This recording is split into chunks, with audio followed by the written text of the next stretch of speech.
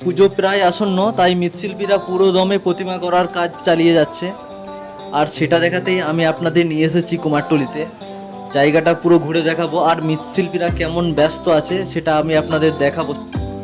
সঙ্গে আপনারা দেখতে পারবেন প্রতিমা তৈরিতে কিভাবে ব্যস্ত রয়েছে তারা। এবং সামনেই পুজো, কালকে মহালয়া পেরিয়ে গেছে, আজ প্রথমা, সেহেতু তাদের হাতে বিন্দুমাত্র অবসর নেই।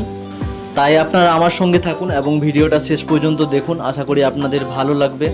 সামনে এই যে শিল্পী কাজ করছেন তার হাতের কাজ দেখুন, আর এই প্রতিমাটাকে ভালো করে দেখুন, একটু আলাদা টাইপের, ডিফারেন্স টাইপের আপনারা দেখতে পাচ্ছেন। তো খুবই ভালো লাগছে, খুবই সুন্দর লাগছে। আর এখানকার প্রতিমা জগৎ বিখ্যাত, এখান থেকে দেশ বিদেশেও প্রতিমা রওনা হয়, আপনারা আশা করি জানেন সেটা। আশা করি এই শিল্পীর হাতের কাজ আপনাদের মন ছুঁয়ে যাবে এবং আপনাদের ভালো লাগবে। তাই আপনাদের আমি অনুরোধ করছি, আপনারা অবশ্যই এই জায়গাটাকে একবার ভিজিট করবেন। পুজোর আগে আপনারা ভিজিট করলে প্রতিমা তৈরির ব্যাপারটা ভালোভাবে বুঝতে পারবেন, যে কিভাবে এনারা প্রতিমা তৈরি করছে, কিভাবে চক্ষুদান করছে।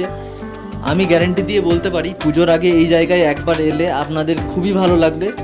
পুজোর সময় ঠাকুর দেখতে বেরিয়ে আমরা যেরকম আনন্দ পাই, এখানেও আপনারা পুজোর আগে যদি আসেন, আশা করি সেই আনন্দটা পাবেন এবং হাতে কলমে যে কাজটা হচ্ছে সেটা আপনারা দেখতে পাবেন, কিভাবে ঠাকুর তৈরি করে। অবশ্যই আসুন আপনারা, আপনাদের খুবই ভালো লাগবে। ভিডিওটা খুব বেশি বড় করে নেই, ছোটোর মধ্যেই বানিয়েছি, আশা করি আপনাদের ভালো লাগবে। আর আমার চ্যানেলটাকে অবশ্যই সাবস্ক্রাইব করে রাখুন, যাতে আমি নতুন নতুন ভিডিও আপনাদের জন্য উপহার দিতে পারি। আর নোটিফিকেশন বেলটা অন করে রাখুন, যাতে আমি ভিডিও ছাড়ার সঙ্গে সঙ্গে সেই নোটিফিকেশন আপনাদের কাছে পৌঁছে যায়।